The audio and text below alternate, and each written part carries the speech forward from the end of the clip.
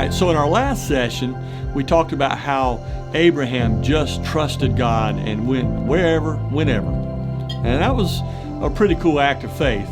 In this session, we will look at another character in the Bible and see what's the driving force to do what everyone could do, but hardly anyone will step up to do. What motivates? What drives God's people to do? To take just little steps of faith. How does a person go from the pasture to the palace? While most are familiar with the story of David, how about David's great-grandma, Ruth? She wasn't even Jewish. She was from Moab. Yet it was her loyalty and commitment to her mother-in-law that tied her to the God of the Jewish people. She was drawn into God's story of God's people. In fact, she is part of the ancestry of Jesus. You see, God can use people from our family to draw us to himself. So, there's a little more to the story when we stumble upon the prophet Samuel hunting a man to become king of Israel, replacing Saul. It's funny that Samuel was looking for a tall, strong son from among Jesse's boys. Jesse thought the same thing. It's why he didn't even tell his youngest teenage son to come from the pasture and to meet this prophet. King Saul, he had disobeyed God, so the kingdom suffered. And remember, God had given the land to Israel. It was their disobedience to God that put them in a mess. They are now being dominated by the Philistines.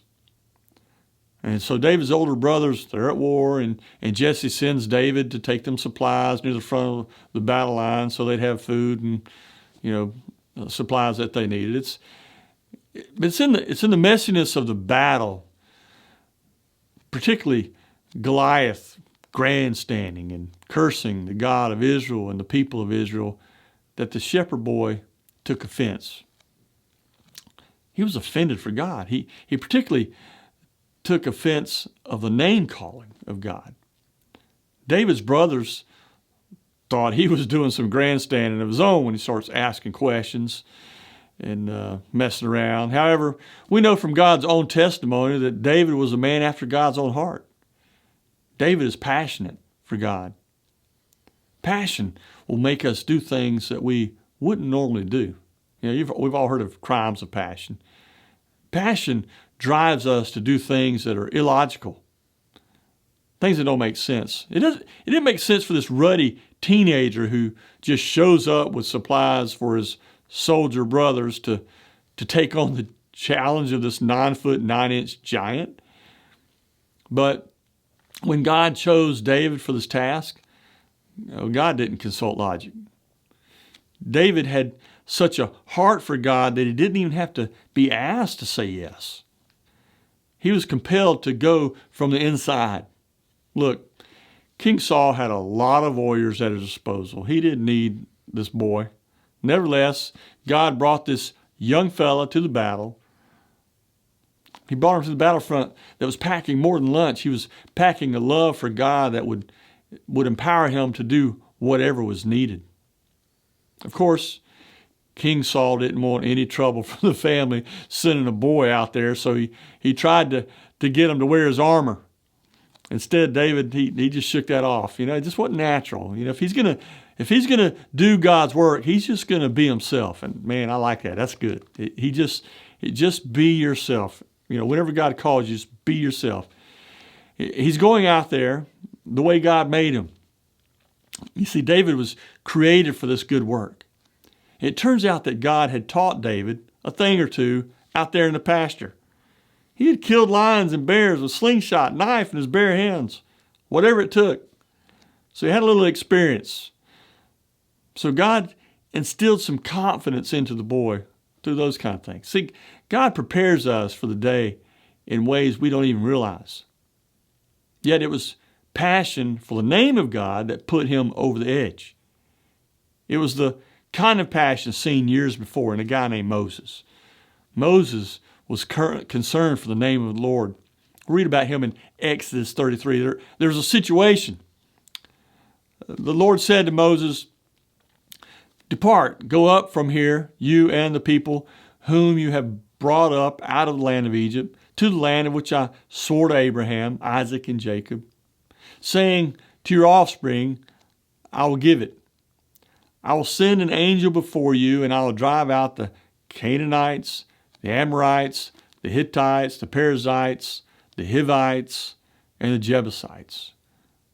Go up to a land flowing with milk and honey, but I will not go up among you, lest I consume you on the way, for you are a stiff-necked people."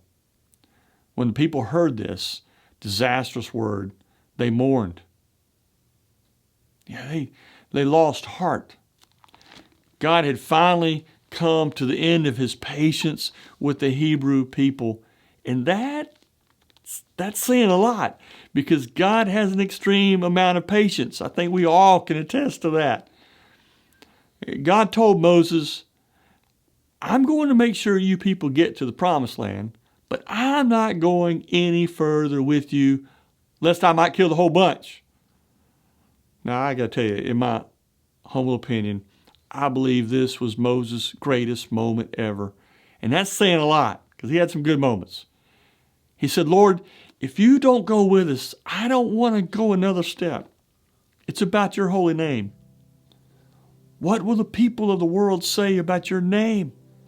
You see, God's word meant more to God than his name. That's incredible to me. But Moses knew the importance of the name of God.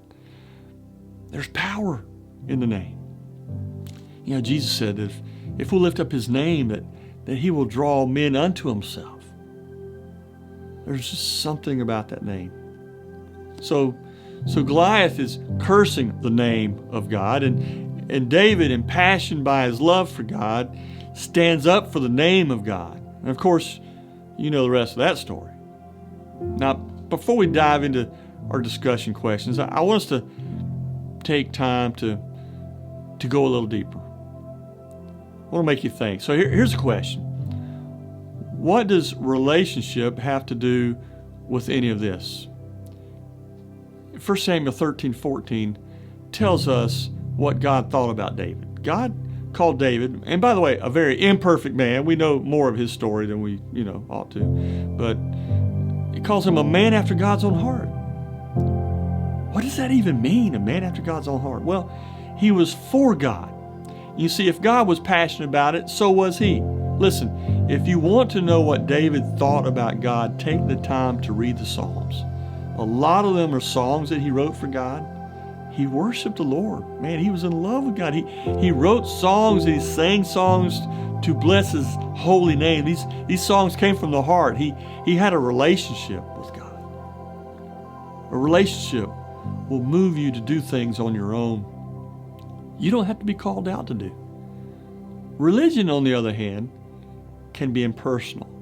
It can become about rules, regulations, and rituals. Religion isn't quite the motivator relationships are. And Moses was concerned about God and God's people and was willing to die or do whatever as long as God was around. One could say David wasn't thinking in that moment of passion that drove him to face the giant Goliath, but a heart for God, it'll drive a person to do whatever is necessary.